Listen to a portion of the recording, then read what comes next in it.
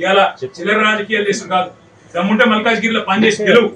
మల్కాజ్గిరిలో రేపు కార్పొరేషన్ ఎలక్షన్లు వస్తాయి, వచ్చి చెప్పు ప్రజలకు ఏం చేసినామో చెప్పు.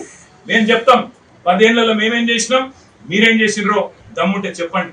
అంతేగాని ఈ చిల్లర రాజకీయంతో భయపెడతాం, బెదిరిస్తాం, గుండాగర్దితోనే నడిపిస్తాం అని ఎవడు అనుకున్నా, ఎవడైనా సరే, రేవంత్ రెడ్డి అయినా మన తొత్తులైనా సరే తప్పకుండా చెప్తా ఉన్నాం, దానికి తగ్గ ప్రతిఫలం అనుభవిస్తారు. ఇలా మా రాజశేఖర రెడ్డి గారు ఇక్కడ మంచిగా పనిచేస్తుంటే మీకు కళ్ళు మండుతున్నాయి, ఓర్వలేనితనం. ఆయన ఎంబడ కార్పొరేటర్లు ఇలా విస్తృతంగా తిరుగుతుంటే మీకు అర్థమైతలేదు, మీ ఎంబడ రాలేదు కాంగ్రెస్ పార్టీలకు అని చెప్పి ఈ రకంగా వ్యవహారం చేస్తా ఉన్నారు. వాళ్ళందరికీ మొత్తంగా పార్టీకి అండగా ఉంటాం, అవసరమైతే న్యాయ పోరాటం చేస్తాం.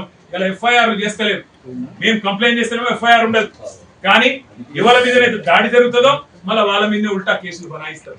ఇంతకంటే చిల్లర పోలీసింగ్ భారతదేశంలో ఎక్కడ లేదని చెప్పి కూడా నేను తెలియజేస్తా ఉన్నాను.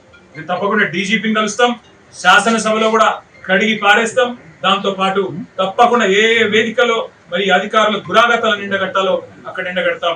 మర్చిపోవద్దు, పోలీసులు కూడా ఇవాళ రీట్వీట్ల కేసులు పెడుతుండ్రు, ఇవాళ దాడి ఎవరి మీద జరిగిందో వాళ్ళ మీదే కేసులు పెడుతుండ్రు. రేపు ఇదే గతి మీకు కూడా తప్పదు. కాంగ్రెస్ నాయకులారా, కాంగ్రెస్ కార్యకర్తలారా యాది పెట్టుకోండి, తర్వాత బాధపడి లాభం లేదు. ఇప్పటికైనా ఒళ్ళు దగ్గర పెట్టుకోమని చెప్పి కోరుతూ మరి మా నాయకులందరినీ కూడా నేను ఒకటే కోరుతా ఉన్నాం, మల్కాజ్గిరిలో మన పని మనం చేసుకుంటూ పోదాం.